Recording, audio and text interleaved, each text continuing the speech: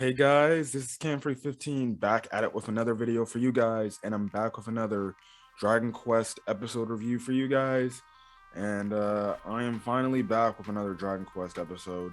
One thing I will say this now. Obviously, I'm here to review episode 55, and typically with how my Dragon Quest reviews have been going, I have not missed one episode of reviewing this series because obviously you guys want to get my thoughts because I do think Dragon Quest Adventure of Dai is a very underrated anime, and not a lot of people are talking about this anime. And this is an anime that definitely needs more people talking about it than just the generic person. I think from what I heard, it's coming to an end, I believe, not this coming week, but in 2 weeks. Because I don't know if it's me. You can put in the comment section, but I heard like it's only going to 56 episodes. So yeah. But other than that, I want to say this, guys. Sorry for not making a episode 54 review of Dragon Quest Adventure of Dai. One, it's my bad. What happened the previous week was I was originally supposed to get my wisdom teeth pulled. But because of circumstances, that had to change. And I had to reschedule that appointment, so I rescheduled it. Obviously, you're like, okay, then why did you not review the freaking episode? If you want to be honest, I did not upload anything since like I think Monday of last week was the last time I uploaded at that point in time. And I didn't really just do anything, so I didn't upload, say, my One Piece anime episode review, my Fairy Tail and Dragon Ball Super manga chapter reviews up until like Sunday of this past week, or of the past week.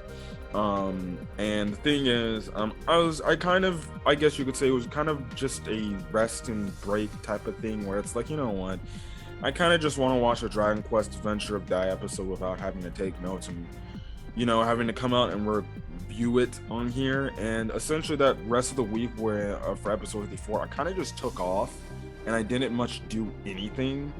And I just kind of was just in the mode of just enjoying the rest of my week/weekend. I guess you could say I needed a little bit of break, like a little bit of a break from doing the whole YouTube stuff for a bit. Eventually, trust me, even though I have like 124 subscribers, it does get freaking tiring making video after video after video. I'm trying to fit it into your schedule with everything you have to do in your personal life. But yeah, that's why I did not review Dragon Quest episode 54. I did see it. And I did think it was a pretty dope freaking episode. But yeah, that was the whole thing with the wisdom teeth mix up to the fact that, I just decided to take a freaking break. I think you guys would understand. I'm only missing 1 week. It's not like I missed another thing. And the reason why I did not upload another Dragon Quest Adventure of Dai episode 55 yesterday, as well as uploading like here today. One, I saw my varsity. It was the last varsity home game from my old high school that I attended because I actually work at my old high school as a coach there. And then two, my co-host, me and my co-host, the Red Wolf, who's typically on my Dragon Quest episode review videos, we actually went to the movie theaters also yesterday to go see My Hero Academia World Heroes Mission, the third My Hero Academia movie in theaters. Which, yes, I will be doing a review. Fun fact, before I even made this as I'm recording this video, it finally, the video rendered, and all I have to do is just hit it up to YouTube, and then I'm good. But check that out, and stuff like that, if you want to get my thoughts on the third My Hero Academia movie, and if you're fans of My Hero Academia. But other than that, that's kind of it. So that's kind of the rundown of what happened in my personal life, to be honest. So yeah, but let's get to this freaking episode, because this episode was freaking crazy. Obviously, you had Baran and freaking Dai fighting against Hadlar, realizing that the black core was a thing and they couldn't really damage him too much because he would just blow up. Well, we see at the end of last week's episode, Baran transforms into a dragon and into his dragonoid form, and he knocks out Die in the process because he doesn't want to see Die. He promised that he would never let Die see that form again, which I think is a great callback to the Baran arc. And stuff like that. So you have this fight between Superior Being Hadlar and Dragonoid freaking Baran. And Baran absolutely just mops the floor with him. Like, it's not even a contest. Like, Baran at some point is like, it doesn't even matter, dude. You don't even stand a cake. So it goes to show you that Baran in this Dragonoid form is 10 times stronger than Superior Being Hadlar. Now, again, this is Hadlar being compromised a bit, and not at full power, I guess you can say. But even then, I still think full power Superior Being Hadlar would probably still get his butt kicked by Dragonoid Baran, because Dragonoid Baran, we know from the Baran arc, and even what we see here, he's freaking powerful as all hell. We do cut over a bit to our other heroes. You know, we have Pop fighting Albanas, Mom fighting Block, Crocodile fighting Sigma, and then Nichols fighting him. But we kind of don't focus on that. Maybe we focus on that maybe next week, because we see in the opening they're like fighting each other unless they died at the end of the episode, which I don't think is the case, but who knows, and stuff like that. But yes, eventually gets to a point where, you know, Baron's beating up Hadlar so bad he eventually breaks his arm that holds the sword, and Hadlar flies. Now we cut over Dark King Vearn, and Dark King Vearn's like, oh, this match seems like it's gonna be over. I guess I'm gonna have to detonate the black core bomb. And essentially we find out that Dark King Vearn, all he has to do on his like his pinky finger has to just use the tiniest bit of magic power, and the core explodes. But Baran manages to get back up, and he said, I'd rather die in the air than die on the ground under, you know, if he's standing above me. So he actually is holding his broken arm, and he's looking to use that ultra combustion slash against Baran with a straight up broken arm. They clash, and to Hadlar's chagrin, it fails. He gets essentially punched through the stomach, but we find out that Baran actually punched Hadlar through his chest area where it was holding the black core. And what we find once he pulls it out, we see that he put essentially draconic aura around it to keep it from essentially exploding, because Dark King Vearn's like, okay, I guess this match is over, so I'm gonna blow this bomb up. But Dark King Vearn sees like it's not activating, and we find out that when Baran pulls it out, he has draconic aura over the bomb, so Dark King Vearn can't do that, and actually shocked Dark King Vearn. I bet he's like, oh. And I'm like, are they gonna find some way to actually get Baran out of this alive and he doesn't have to sacrifice himself? But I'm like, no, that wouldn't be possible, because we're calling Baran's sacrifice. We're seeing it a mile away. So this is what happens next. One, Hadlar sees the black core bomb, and he's like, what the hell is that? And Baran's like, this is the black core bomb and everything. And from the standpoint, you know, you were supposed to explode if we were to kill you and stuff like that. And you get probably one of the best moments of Hadlar here in this series, and this is where his character is like honest to God fulfilled. And the more now when I looked at the scene, I kind of realized that, you know, even though Hadlar was doing these bad things, in a kind of a weird way, he wasn't really a bad guy in the back half of this story arc, because in reality, you know, he just wanted to fight a strong opponent to test his strength and everything, and he wanted to fight against somebody strong like, say, Die or Baran, with them using their full power. And, you know, while he's doing that, he wanted to lose in a way that was honorable and respectable. And even he knows he wants to win, but if he loses, he knows he's losing against an opponent that used their full power. And I really did like this character change in Hadlar when he gets very emotional. He starts crying because he's like, Die and freaking Baran were holding back because they didn't want the damn bomb to explode. That means they weren't fighting me at my full strength. That means it wasn't even a fair fight, man. This isn't fair, man. This isn't fair. You know, Dark King Vearn tricked me like that. And he starts bursting out into fucking Yeah, he starts bursting out into freaking tears. Um, and everything. And it's like you honestly feel for the character. Like shit, I almost brought me to fucking tears. I'm like, all this guy just kind of wanted was just a fair fight. He just wanted a fight to where he'll see if this one character could actually be the one to kill him once and for all. He just wanted that one fight that, well, would give him probably honor and pleasure in death. And we saw that, Hadlar was looking forward to fighting Die and everything. And to see this whole personality change, or this not personality, but this character change in Hadlar, where you're like, I actually feel sorry for him. This guy was literally just used as a pawn for Dark King Vearn's whole thing, for his whole like stepping out. I'm guessing from what we see is that him and Baran are now dead because they must have did something.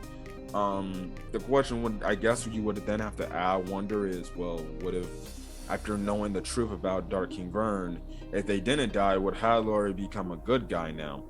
That's up for debate in my honest opinion, but that's the whole thing. So yeah, anyways, what happens is Dark King Vearn's gonna look to show up himself in person and take care of this personally, but Mysternvearn shows up. He shows up behind Baran and Hadlar, and the thing is, Hadlar's like, wait, was this all true? And everything. And, Hadlar's telling Mysternvearn, he's like, after everything we've been through, do you still back Dark King Vearn's whole decision about this? And freaking Mysternvearn gives probably the most freaking deafening comment, slap in the face to Hadlar, where he's like, yeah, we were buddies, but fuck you, and I'm going to prioritize my needs.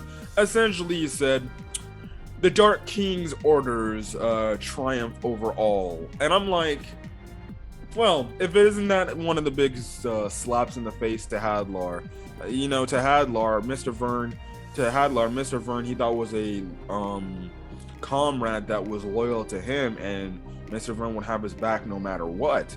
And it's like, Mr. Vearn's like, yeah, no, sorry. The guy who's actually pulling the strings, I'm gonna follow his orders now. I only think he did that because he's trying to save his own ass. Because let's be honest, we know Hadlar's not as strong as Dark King Vearn. It's already a given point. It seems like the tier levels in this is the fact that freaking Baran was is the closest in strength to Dark King Vearn, and actually would probably give him problems. Now that is until obviously Die will come into the fold, and stuff like that.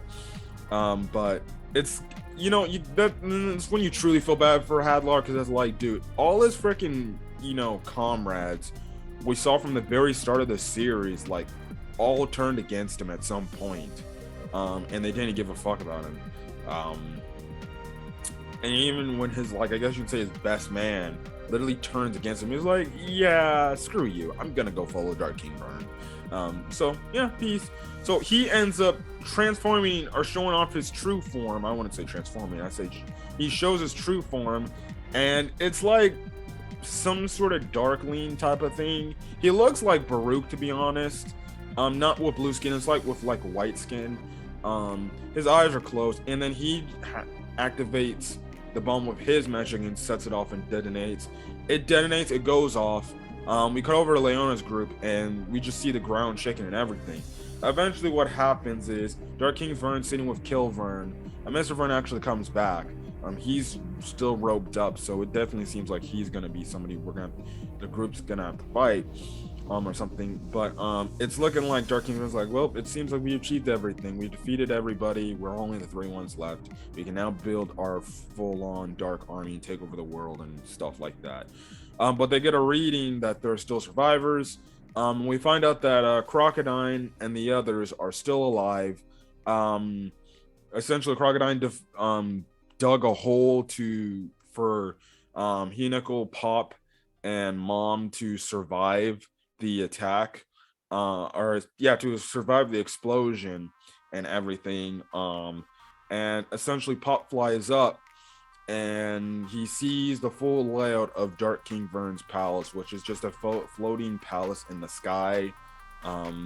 And it's freaking got like different like areas and stuff like that, which is pretty wicked cool and stuff, to be honest. And that's it. We don't see anybody else, but they also make a mention that they don't see the royal guard. So we're led to believe that the royal guard's dead. I said my whole theory is the fact that maybe the royal guard isn't dead, even though they said their lives are based on what Hadlar's.